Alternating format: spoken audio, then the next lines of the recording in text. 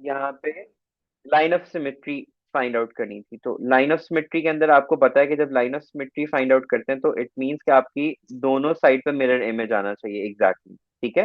तो अगर जी। इसको मैं कट करता हूँ तो दोनों साइड्स पे इक्वल टाइप ऑफ इमेज बनेगा। सिमिलरली टी को भी अगर मैं सेंटर से कट आउट करता हूँ तो दोनों में इक्वल टाइप ऑफ इमेज बनेगा। तो हमारे पास लाइन ऑफ सिमेट्री में क्या आ जाएगा, A and T. Rotational symmetry में तो देखो, एन क्यों नहीं आएगा? एन को अगर मैं काटूं, अगर मैं रोटेट करूं 180 डिग्रीज, अगर अभी एन ऐसे है तो अगर मैं 180 डिग्रीज रोटेट करूंगा अपने पेज पे लिख के देखो दोबारा से एन आ जाएगा, यही शेप आ जाएगी। अपने पेज पे सामने लिखो 180, वो एन एंड रोटेटेड 180 डिग्रीज, एन दोबारा बन गया। हाँ जी। ठीक है। तो रोटेशन सिमेट्री कौन सा अल्फाबेट यहाँ पे देगा हमारे पास, एन। आर को बेशक लिख के देख लो एक दफा, जी को एक दफा देख के लिख लो, इसको 180 को रोटेट करोगे क्या आपके पास एग्जैक्टली वो आएगा, एन जैसा, जैसे एन ने आ नो। गया एग्जैक्ट। ठीक है। तो रोटेशन सिमेट्री में हमारे पास एन आ गया और लाइन ऑफ सिमेट्री में कौन सा आ गया, ए एंड टी। आप क्या बोल रहे थे, किसको क्या कर रहे हो, एन को आप कट करो सेंटर से, खुद ही देखो, एन को सेंटर से कट करो। Are we getting the same image on both sides? नहीं। Do we understand the first part of it? Yes. अब नेक्स्ट क्या था हमारे पास, हमने एंगल फाइंड आउट करने थे। सबसे पहले तो बेटा सर्कल थ्योरम की आपने अभी तक वर्कशीट नहीं देखी होगी ना, आपने लेक्चर को रिव्यू किया होगा क्योंकि आप मसरूफ बहुत ज्यादा होंगे। ठीक है। हमेशा याद रखना कि जब भी हम एंगल्स को फाइंड आउट करते हैं तो यहाँ से अगर हम लोग ट्रायंगल बना लें तो उसने हमें कहा है हमें angle D A B calculate करना है, which means we need to calculate this angle. ठीक है। D A B, D A B को कैलकुलेट करने के लिए उसने कहा A B C and D are the points of circumference of a circle. अब हमारे पास एंगल्स कौन कौन से गिवन है, which angles do we have here. अगर हम ट्रायंगल बनाते हैं,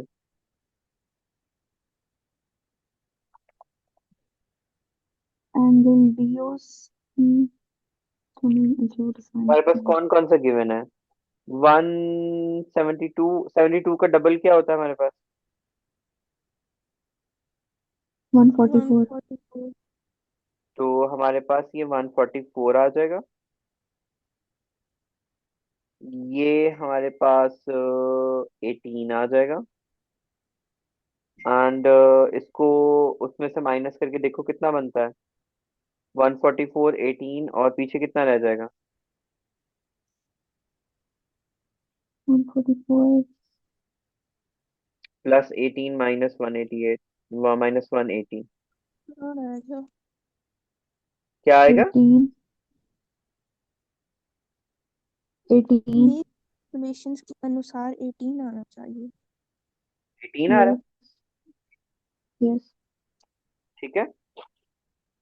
अब उसने हमें सबसे पहले एंगल डी ओ सी कैलकुलेट करने को बोला है। तो डी ओ सी तो हमारे पास आ गया कि 144 बन रहा है, 144 एंगल। क्योंकि 72 के सामने वाला एंगल वो डबल बन रहा है। और ये वाला एंगल हमेशा क्या होता है, डबल, और ये इसका क्या होता है, हाफ। ये रूल पता है ना। यस। हाफ वाला जो कौन सा है? ऐसे जो ये होता है ना, इसके सामने वाला उसका हाफ होता है। सो अगर ये 90 होगा तो ये 45 होगा, अगर ये 40। 180 होगा तो ये अच्छा। 90 होगा। तो उसने अगर हमें ये 72 दिया हुआ था तो उसका डबल हमने यहाँ पे लिख देना, तो 144 आ गया था। ठीक है। जी। अब दो एंगल्स हो गए हमारे पास। ये वाला बीसीओ क्या निकला था हमारे पास,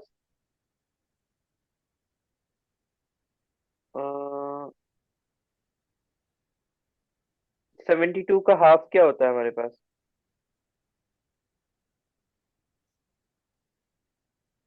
36। एंड 58 -18 क्या होता है, 50। 58 माइनस 18। 40। तो हमारे पास एंगल ये जो है ये 41 है। सबसे पहले हमने क्या किया, हमारे पास 72 गिवन था, 90 को 72 में से माइनस किया, मेरे पास क्या आ गया? 18। और 58 में से 18 को माइनस किया तो क्या आ गया? 40।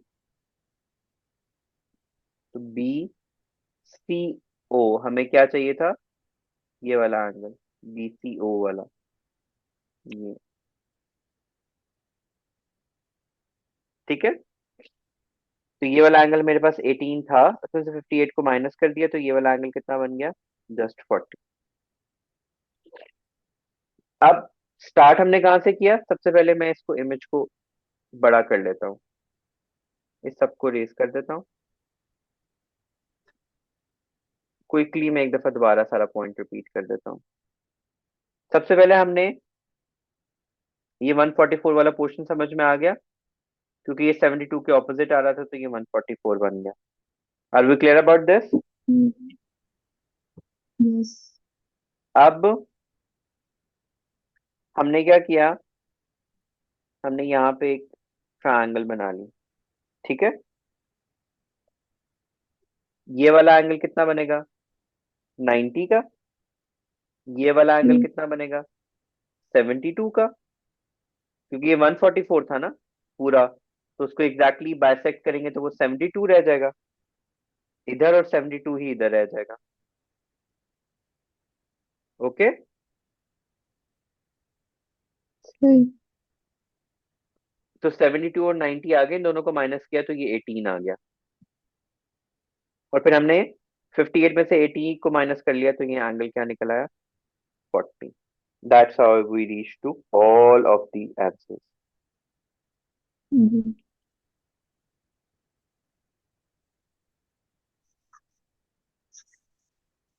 आगे चलें। जी। अब आई गेस पहले पहली वाली स्टेटमेंट रहेगी।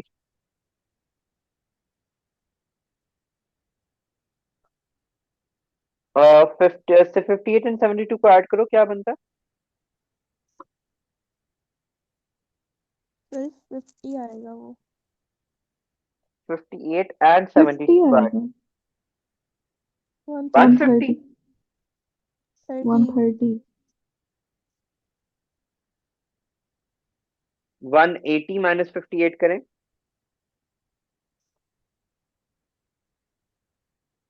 122। 122। 122 बनेगा। ये वाला एंगल 122 बन जाएगा। अब ये हमें कैसे पता लगा? गौर से सुनना। जो हमारे पास क्वाड्रेटल होता है ना, ये देखो क्वाड्रेटल बन रहा था हमारे पास, साइक्लिक क्वाड्रेटल। तो जो वर्टेक्स के एंगल्स होते हैं ना आमने सामने वाले, वो हमेशा इक्वल टू 180 होता है, ठीक है। जब इस तरह का साइक्लिक क्वाड्रेटल बन रहा होगा, लेट मी रेज एवरीथिंग। ये देखो साइक्लिक क्वाड्रेटल बन रहा है। जब साइक्लिक यस क्वाड्रेटल बन बंदा। रहा होता है तो आमने सामने के जो एंगल होते हैं, उन दोनों का sum should be equal to 180। अगर उसने एक एंगल 58 दिया हुआ है, तो उसको मैं 180 में से माइनस करके ये वाला एंगल निकाल लूंगा, तो 122 आ गया। Okay.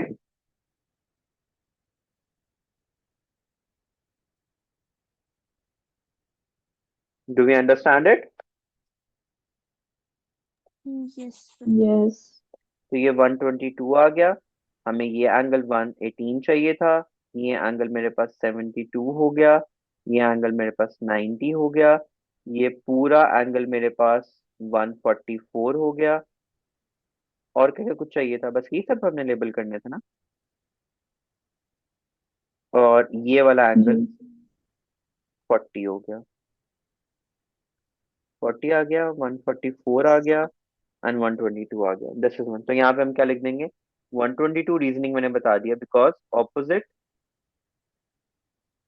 Angles in a cyclic quadrilateral is equals to 180.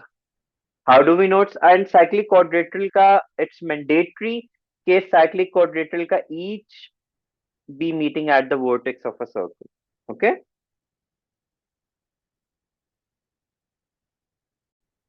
अब उसने हमें कहा है work out the value of y। तो y की वैल्यू हमारे पास उसने बोला इक्विलेटरल ट्रायंगल है, which means each angle is going to be 60। Yes. ठीक है, तो ये पूरा एंगल कितना आ जाएगा 180 का, तो 180 में से 60 को माइनस कर दिया तो पीछे क्या रह गया 1। 120। फिर यहाँ पे हमने h को फाइंड आउट करना था, राइट एंगल ट्रायंगल थी, पाइथागोरस थ्योरम लगा देना था, 14 का स्क्वायर इज इक्वल टू 10 का स्क्वायर 10 प्लस h square। का स्क्वायर, तो 14 स्क्वायर माइनस 10 स्क्वायर का होल अंडर रूट, तो आंसर आ गया था, क्या आया था 9 पॉइंट समथिंग ना। आया था 4 9.8। 33.8। 9.8 19 nine point point nine eight कहाँ पॉइंट से एट आया यार? भाई थर्टी थ्री 14 पॉइंट का एट आया स्क्वायर था। 96 बन जाएगा, 196 माइनस ओह 100, ओके तो ओके। 96 बन गया, वो 96 तो को अभी का आंसर 100 पता अगर नहीं मैं इसको करता। 100 भी कर लेता तो 10 आ जाएगा, ओके। तो 96 9.8। यही से वो गलती से अगले का बता दिया। पैरामीटर हमने बस सिंपली ऐड करना था, 10 प्लस 14 प्लस 9.8, तो ये बन जाएगा 33.8।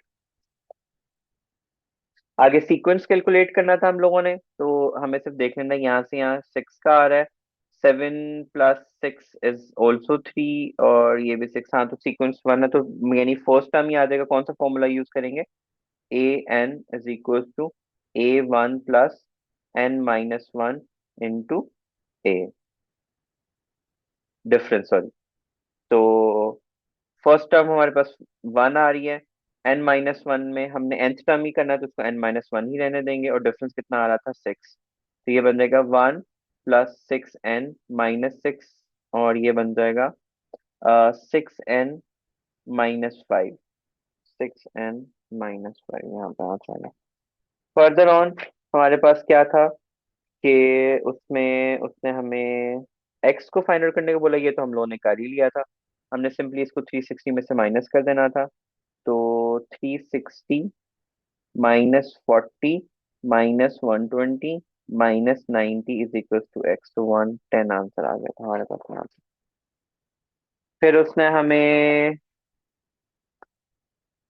लेट्स गो टू दिस, यहाँ पे सीक्वेंस फाइंड आउट करना है, आई गेस ये रिपीट हो गया। हाँ, ये तो गलती से रिपीट हो गया। फिर ग्रेडियंट वाले क्वेश्चंस तो नहीं है ना सिलेबस में।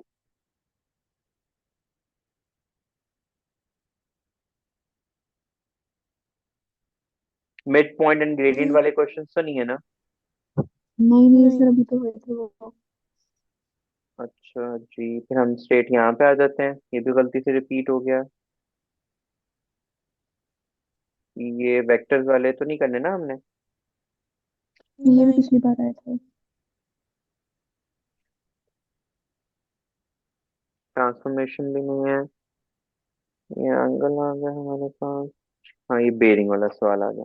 अच्छा जी, अब बेरिंग के अंदर सबसे पहले हमारे फर्स्ट एंड फॉरमोस्ट रूल, अभी छोटा क्विकली मैं आपको बता देता हूँ कि जहां पे आपने बेरिंग फाइंड आउट करनी होती है, वहां पे हम लोग क्या करते हैं, पूरा एक्स बना देते हैं ऐसे करके। ठीक है, और फिर हम लोग क्लॉकवाइज जाते हैं, यहाँ से यहाँ हमारे पास क्या बन रहा है 90, यहाँ से यहाँ क्या बन रहा है 90, यहाँ से यहाँ क्या बन रहा है 90, यहाँ से यहाँ क्या बन रहा है 90। सबसे पहले उसने ये बोला है find by measurement the actual distance of B from A. तो उसने हमें 1 सेंटीमीटर रिप्रेजेंट 30 मीटर्स, तो हम स्केल की हेल्प से ये वाला डिस्टेंस फाइंड आउट कर लेंगे।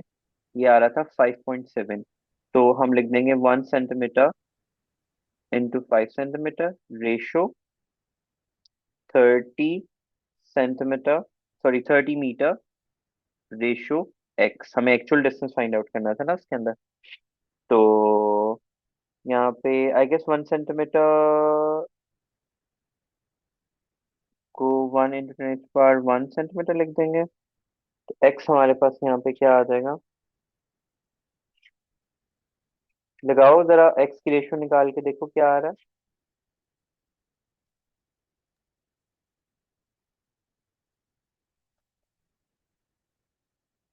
वो जैसे वेक्टर्स में फाइंड आउट करते हैं ना, वैसे ही आना है। तो x would be equals to 5.7 into 30 divided by 1, तो ये आ रहा है 171 metre.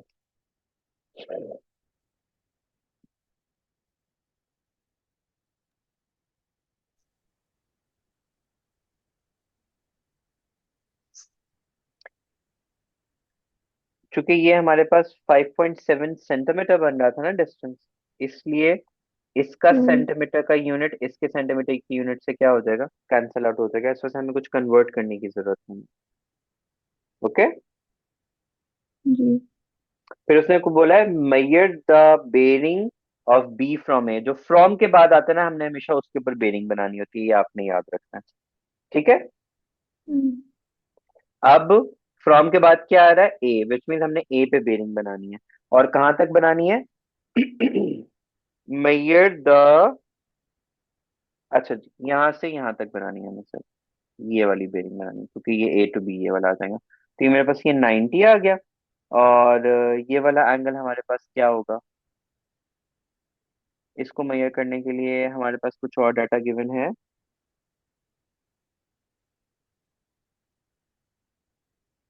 Do we have any angle left? हम्म,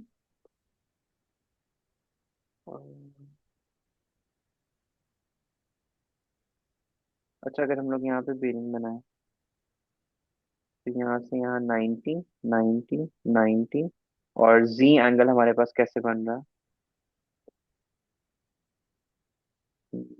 लेकिन उसके लिए भी हमें ये चाहिए होगा। अगर हमें ये मिल जाए तो ये वाली वैल्यू आपस में इक्वल होगी जी एंगल के बेसिस के ऊपर। 90 तो कंफर्म है। उसके बाद हाफ प्रोबेबली जा रहा है 90 में। 45 ऐड करो तो कितना बनता है? 135। 135। अच्छा, हमारे पास अभी कोई एंगल है नहीं आई थिंक, तो हम लोगों को आगे वाले क्वेश्चन से देखते हैं, अगर कोई डाटा मिल जाए तो। उसने कहा third ship is position at C, C is in a bearing of 164 from A. यानी यहां से 164, उसने बोला हुआ है सी, सी हमें पहले फाइंड आउट करना है। From A and bearing of 252 from B.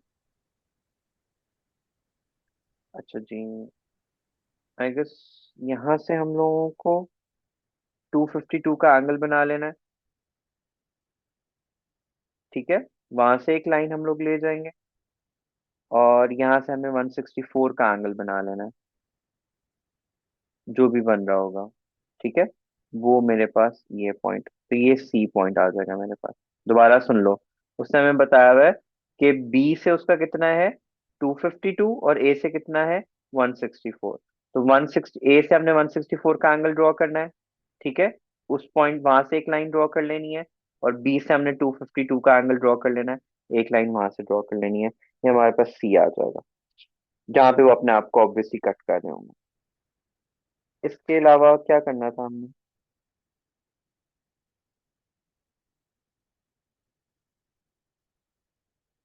बाकी the diagram shown 30 meter by measurement actual distance measure the bearing from B to A।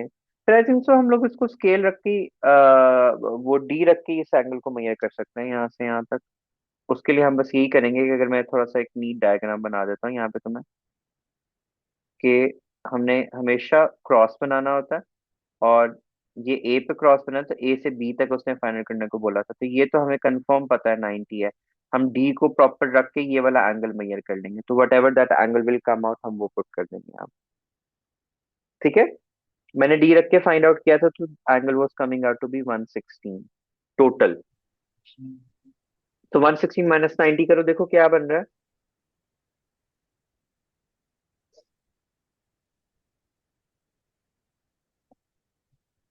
26।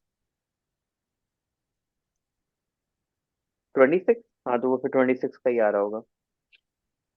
Venn diagram तो नहीं है ना हमारे पास। नहीं। फिर नंबर सीक्वेंस आ गया हमारे पास, उसने कहा find the fourth three terms, which mean S को 1, 2 एंड 3 पुट कर देना है।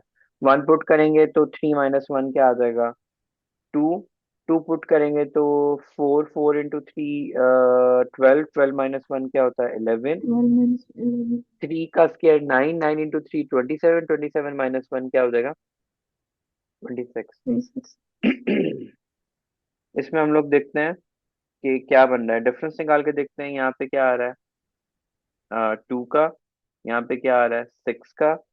यहाँ पे क्या आ रहा है, बल्कि आई गेस ये मल्टीप्लाई बाय 3 हो रहा है। 1 multiply by 3, 3 multiply by 3, 9 multiply by 3, 27 multiply by 3, ये हो रहा है ना। तो हम इसमें कौन सा यूज करेंगे, a into r⁻n−1। तो ए फर्स्ट टर्म हमारे पास क्या आ रही है, 1। मल्टीपल क्या आ रहा है हमारे पास, 3। और n⁻1, तो ये बनेगा 3 into n−1 ओके। फिर आ रहा है यस। हमारे पास, हमें x को फाइंड आउट करना है। उसने कहा है B, C and D are points in the circumference of a circle, and center AB is tangent. AB is tangent, which means यहाँ पे 90 का एंगल बनेगा। And BD is the diameter. Okay. अगर ये 180 है तो उसके सामने वाला क्या बनेगा, 90। क्योंकि डायमीटर ना स्ट्रेट लाइन है ये, तो ये 180 का एंगल होगा, उसके सामने वाला 90 बन जाएगा। Find the expression in terms of it for each of the following. Write each expression in its simplest form. हमें COB फाइंड आउट करना है। तो COB, ये सब इक्वल के एंगल्स नहीं होंगे हमारे पास।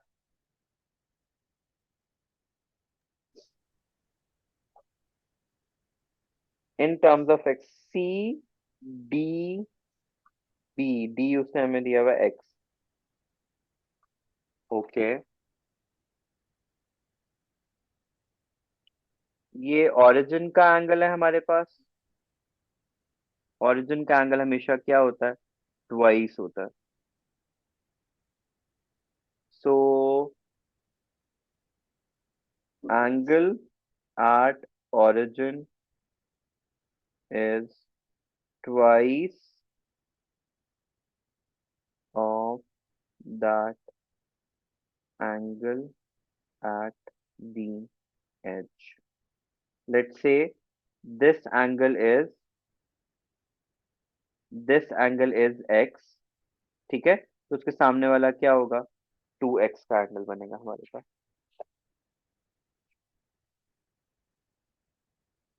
ठीक है।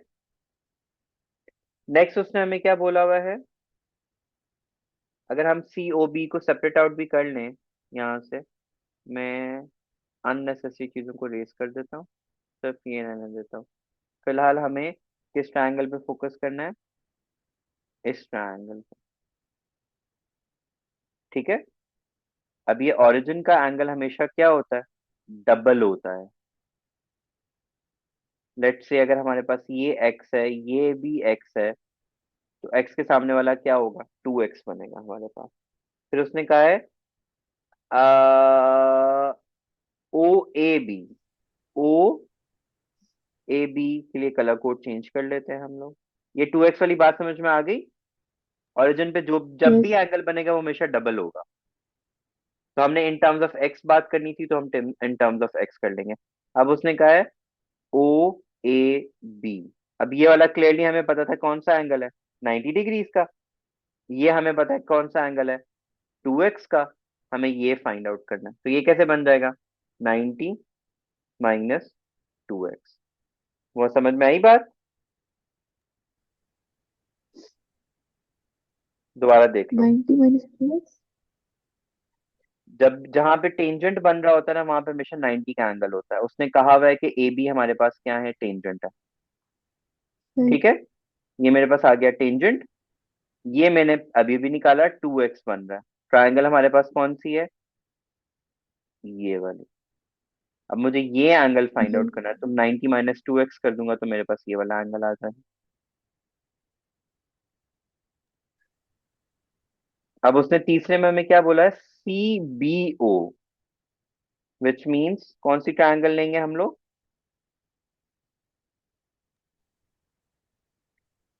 सी बी ओ, अच्छा ये और एंगल हमें चाहिए।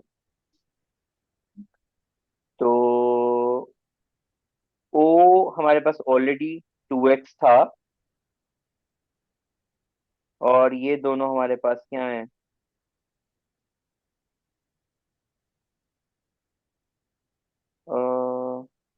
एक्स से इसको लिखेंगे तो 90 माइनस एक्स बन जाएगा।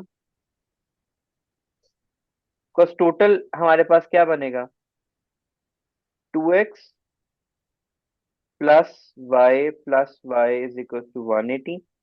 तो ये 2x plus 2y is equal to 180। And हमारे पास ये क्या बन जाएगा,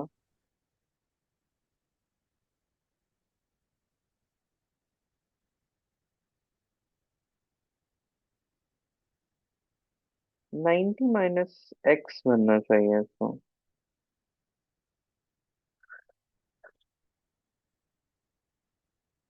और ऊपर से हमें कौन सा एंगल फाइंड आउट करने को बोला हुआ, मैं एक दफा ट्रायंगल अंडरस्टैंड कर लूं। C B O, this was 2x, this was x, ये मेरे पास x था, और ये पूरा क्या था 90। तो 90 माइनस एक्स ही बन जाएगा। हाँ, मुझे याद आया, मैंने सही किया था। दोबारा सुन लो, ये मेरे पास क्या था, x, ये क्या था 2x, ये भी क्या था x, ये पूरा एंगल यहाँ तक कितना था 90 ड्यू टू टेंजेंट। तो 90 माइनस एक्स कर देंगे तो ये वाला एंगल निकल आएगा बी का। ठीक है।